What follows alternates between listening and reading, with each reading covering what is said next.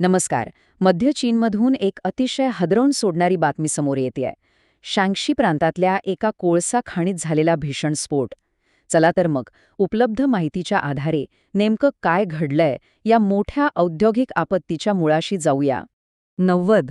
होय, हा आकडा केवळ एक संख्या नाहीये. सुरुवातीला 82 मृत्यूंची नोंद झाली होती, पण जसजसं बचावकार्य पुढे गेलं तसतसा हा आकडा झपाट्याने 90 वर पोचलाय. विचार करा या घटनेची आणि यातल्या जीवितहानीची तीव्रता किती भयंकर असेल. तर सगळ्यात आधी ही मोठी औद्योगिक आपत्ती नेमकी कुठे आणि कशी घडलीय ते पाहूया. ही दुर्घटना घडलीय चीनच्या शांक्सी प्रांतातल्या किन्यॉन काउंटीमध्ये. बीजिंगपासून हे साधारण 520 किलोमीटर अंतरावर आहे. तुम्हाला माहीत असेलच, हा भाग चीनचा सर्वात मोठा कोळसा उत्पादक मानला जातो. ज्यावेळी हा स्फोट झाला तेव्हा तब्बल 247 कामगार हानीत होते. गेल्या 10 वर्षांतली ही सर्वात प्राणघातक कोळसा खाण दुर्घटना ठरली आहे. आता वळूया प्रत्यक्ष घटनाक्रमाकडे. शुक्रवारची ती संध्याकाळ. खाणीच्या आत नेमकं काय घडलं? शुक्रवारी संध्याकाळी सगळ्यात आधी कार्बन मोनॉक्साईडचा अलार्म वाजतो. हा एक स्पष्ट धोक्याचा इशारा होता. आणि बघता बघता बरोबर 7:29 जमिनीच्या शेकडो फूट खाली एक प्रचंड मोठा गॅसस्फोट होतो. सगळीकडे एकच हाहाकार. त्यानंतर तब्बल 1 तासाने म्हणजे 8:30च्या सुमारास आत अडकलेल्यांपैकी एक कामगार कसा तरी शुद्धीवर येतो आणि स्वतःचा जीव वाचून बाहेर पडतो. याच वाचलेल्या कामगाराचा अनुभव ऐकून खरंच अंगावर काटा येतो. तो सांगतो, मला अचानक कुठल्या तरी फटाक्यांसारखा वास आला आणि पुढचा पूर्ण 1 तास मी बेशुद्धच होतो. विचार करा, त्या 247 कामगारांनी जमिनीखाली मृत्यूला किती जवळून पाहिलं असेल. या भयानक स्फोटानंतर प्रशासनाने आणि नेतृत्वाने नेमका कसा प्रतिसाद दिला ते जाणून घेऊया. दुर्घटना घडल्या घडल्या अक्षरशः युद्धपातळीवर हालचाली सुरू झाल्या. तब्बल 700 बचावकर्त्यांची फौज तिथे पाठवण्यात आली. सुरुवातीला 120 जखमींना तातडीने हॉस्पिटलमध्ये दाखल केलं गेलं, ज्यापैकी 30 जणांना डिस्चार्जही मिळालाय. पण अजूनही 9 कामगार बेपत्ता आहेत आणि त्यांचा शोध अहोरात्र सुरूच आहे. या सगळ्या प्रकरणावर चीनचे राष्ट्राध्यक्ष शी जिनपिंग यांनी अतिशय कडक शब्दांत ताकीद दिली आहे.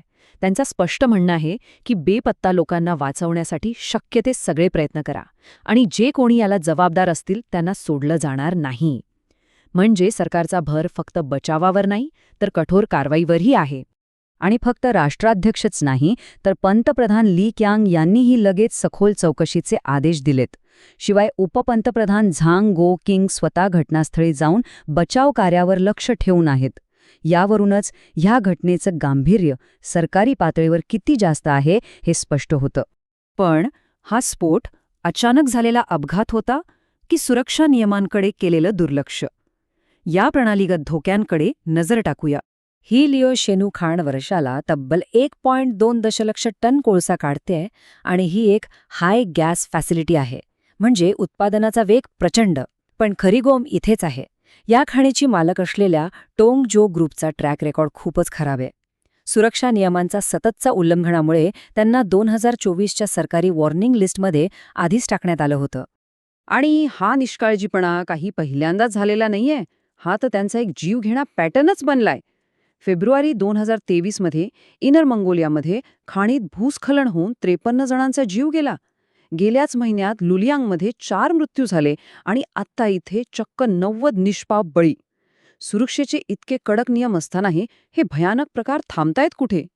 आता वाढता दबाव आणि हा भयंकर निष्काळजीपणा पाहता प्रशासनाने कारवाईचा बडगा उगारलाय. या लिओ शेनू खाणीच्या दैनंदिन संचालनासाठी जो मुख्य व्यक्ती जबाबदार होता त्याला अधिकाऱ्यांनी ताब्यात घेतले. अर्थात ही तर फक्त तपासाची सुरुवात आहे. या संपूर्ण विश्लेषणाच्या शेवटी आपल्यासमोर एक खूप महत्त्वाचा प्रश्न उभा राहतो.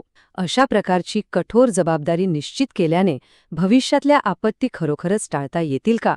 एका बाजूला विकासासाठी अवाढव्य कोळसा उत्पादनाची भूक आणि दुसऱ्या बाजूला कामगारांचा अनमोल जीव. या 2 गोष्टींमध्ये कधीतरी समतोल साधला जाईल का? विचार नक्की करा. आजच्या या विश्लेषणात आपण येथेच थांबूया. पुन्हा भेटूया अशाच एका महत्त्वाच्या माहितीसह.